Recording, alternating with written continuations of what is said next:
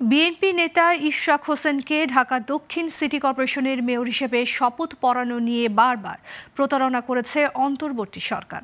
দুপুরে নগর ভবনে বিক্ষোভ শেষে সংবাদ সম্মেলনে এ কথা বলেন বিএনপি নেতা ইশরাক হোসেন। এই সময় ডিএনসিসি মেয়র ইস্যুতে স্থানীয় সরকার উপদেষ্টা আসিফ মাহমুদ সজীব ভুঁইয়ার বক্তব্যের সমালোচনা করে তার পদত্যাগ দাবি করেন ইশরাক। বিস্তারিত মারুফা কামালের প্রতিবেদনে। বিএনপি নেতা ইশরাক হোসেনকে মেয়র হিসেবে শপথ পড়ানোর দাবিতে নগর ভবনে চলছে লাগাতার বিক্ষোভ কর্মসূচি। দাবি আদায় না হওয়া পর্যন্ত প্রতিদিন 1 ঘণ্টা বিক্ষোভ করার ঘোষণা দেন ইঞ্জিনিয়ার ইশরাক।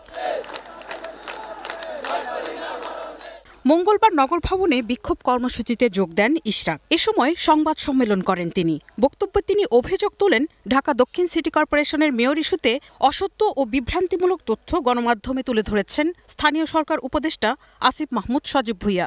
গতকাল 16 জুন স্থানীয় সরকার উপদেষ্টা জনাব আসিফ মাহমুদ সজীব ভুঁইয়া বলেছেন, শপথ গ্রহণের বিষয়টি বিচারাধীন থাকা অবস্থায় গ্যাজেটের মেয়াদ শেষ হওয়ায় শপথ পড়ানো যায়নি।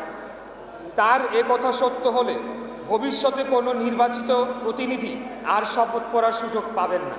মূলত স্থানীয় সরকার উপদেষ্টা রাজনৈতিক ও আর্থিক অন্যায়ভাবে লাভবান হওয়ার জন্য তার পছন্দের একজন ব্যক্তিকে প্রশাসক নিয়োগ করে আর্থিক ও রাজনৈতিকভাবে ফায়দা লোটার চেষ্টা করছেন।